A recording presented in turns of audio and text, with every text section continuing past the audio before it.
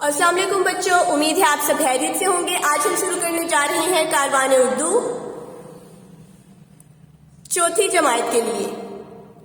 آج ہم اس کے جس سبق کی مشق شروع کرنے جا رہے ہیں اس کا عنوان ہے سارے کام کون کر جاتا تھا۔ تو آئیے شروع کرتے ہیں۔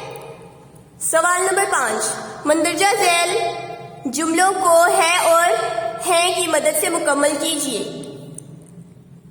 اب بچوں وہ تو ہم سب کو پتہ ہے کہ ہے کس لیے استعمال ہوتا ہے، کسی ایک چیز یا ایک انسان کے لیے، اور ہے ایک سے زیادہ کے لیے۔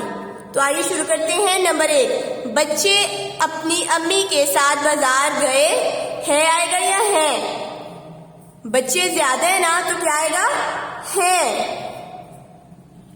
نمبر 2، طلحہ کی والدہ ایک نیک خاتون ہے یا ہیں؟ ہیں۔ اب یہاں پر ایک بات میں آپ کو بتاتی چلوں کہ بے شک ہے ایک کے لیے آتا اور ہے زیادہ کے لیے۔ یہاں پر طلحہ کی والدہ ایک ہے، لیکن ہم لوگ بعض اوقات عزت و احترام کے لیے بھی ہے استعمال کرتے ہیں۔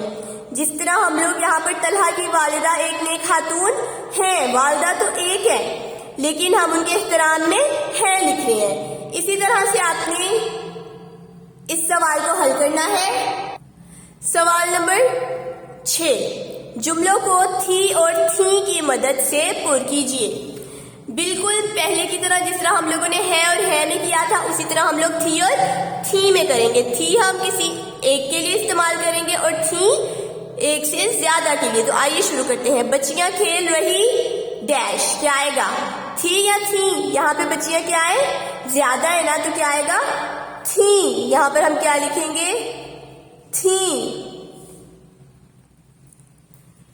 رخسانہ اپنا کام دل لگا کر کرتی تھی، آئے گا یا تھی؟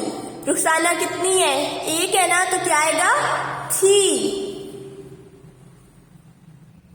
اسی طرح سے آپ نے باقی مشق بھی حل کر لینی ہے۔